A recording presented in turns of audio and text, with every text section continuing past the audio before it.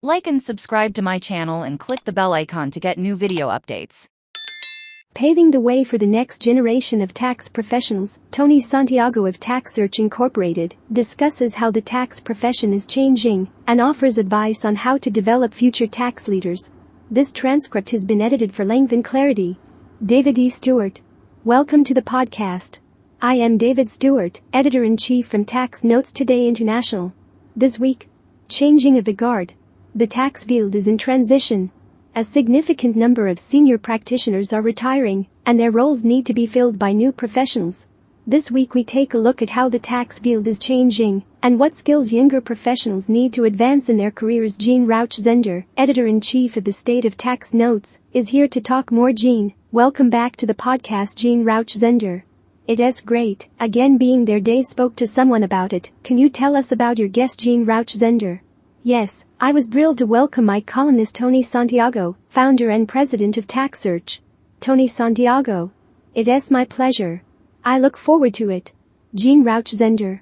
Me too. We've been working together for a little over a year. Why don't we start by explaining the purpose of your Tax Pulse column? Tony Santiago. Yes, that's a great question. I didn't really intend to. But really, when I was approached and started thinking about it, I think last year was the perfect time to really start focusing on technical issues outside of the wheel.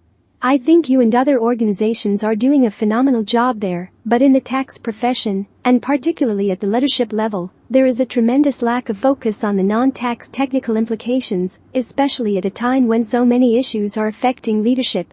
I thought it would be a great time to really address these and get some deeper thinking on the whole topic of how do you run tax functions today. That was the premise of it. Jéanne Rauch Zender. I totally agree, Tony, and that's exactly why I reached out to you. I truly believe that these non-tax but critical issues have a major impact on how we run our tax departments and how we best move forward in times of change and struggle. We kicked off your column with a 5-part series examining the key factors influencing tax professional recruitment and retention. Tony Santiago. I think the most important thing I've tried to convey to my clients, both directly and through these articles, is that they should be used as an educational opportunity for your finance leadership and HR leadership teams. They need to understand what goes on in tax, which is in some ways very different from other professional areas they may be responsible for, including what the CFO owns outside of tax. Many of my clients have been very happy to have the opportunity to have an article come out like we are doing here to really educate their leadership team. From what I've heard, they've had great results with it. Jéanne Rauch Zender. Absolutely. I am sure the instructions will be very helpful. Well, in several of your articles you've discussed preparing for the biggest tax leader turnover of all time. The stats you compile show that more than 2/3 of all baby boomer CFOs and their number 2 subs will retire from full-time jobs in the next 4 years. Please go into this with me. Tony Santiago. Yes, it's a huge problem. I hate using the word perfect because in any recruitment business that's a no-go. There are no perfect candidates, no perfect career opportunities, but it is an extremely unique situation.